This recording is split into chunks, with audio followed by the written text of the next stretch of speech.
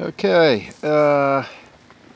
this episode I'm going into the temperatures you can expect out in the Sonoran Desert of southern Arizona, south near Yuma, and the south be southeast part of California, near the border of Arizona and California. It's February now, and it's in the 70s.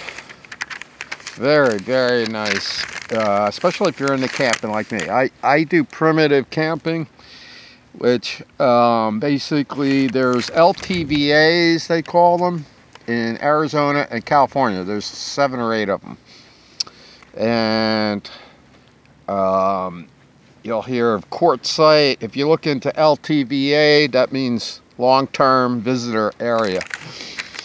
For 180 bucks, you can get a permit to camp for 8 months, or seven months, I should say.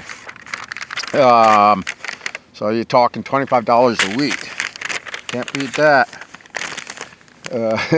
You know, and everyone else is suffering around the country. I hate to laugh about it, but you know, why should you be freezing your ass off?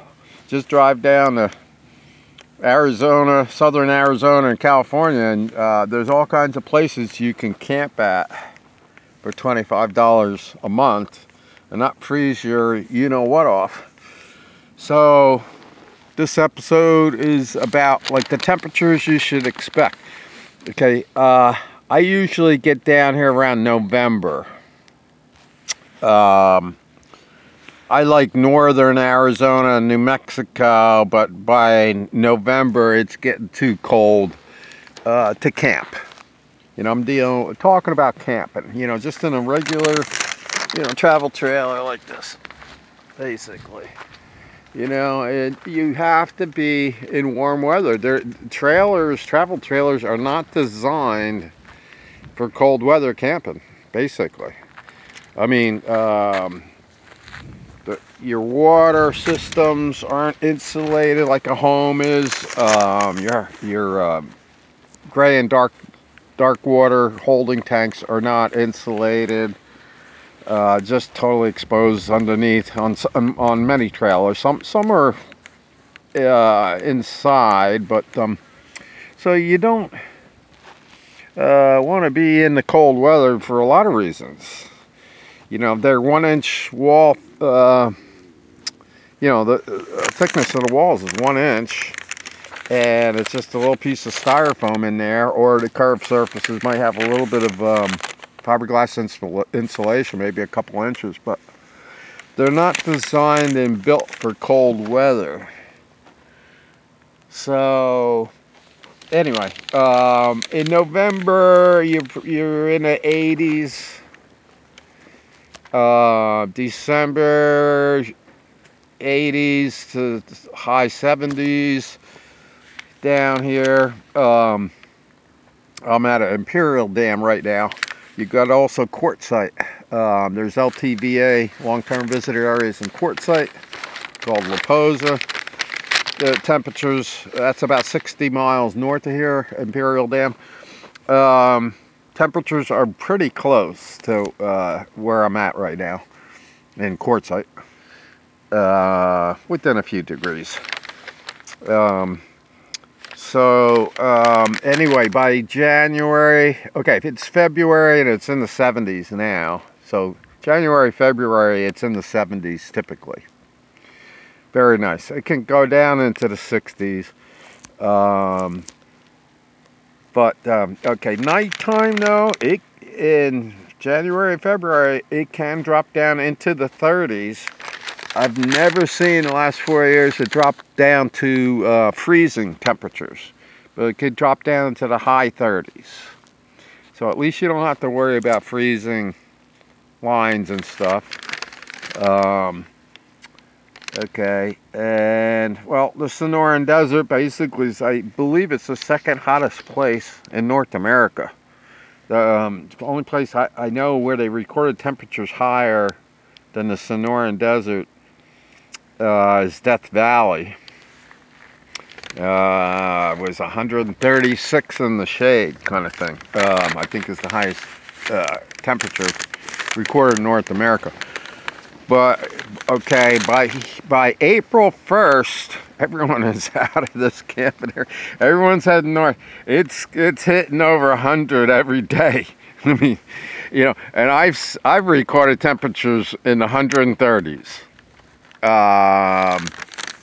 Certainly in the sun, it's always about 20 degrees hotter. So let's just say it's 105 out. It's 125 as soon as you're in the actual sun. So it's always expect the temperatures you hear on TV and stuff. That's shade temperature. That's not in direct sunlight. So expect 20 degrees hotter.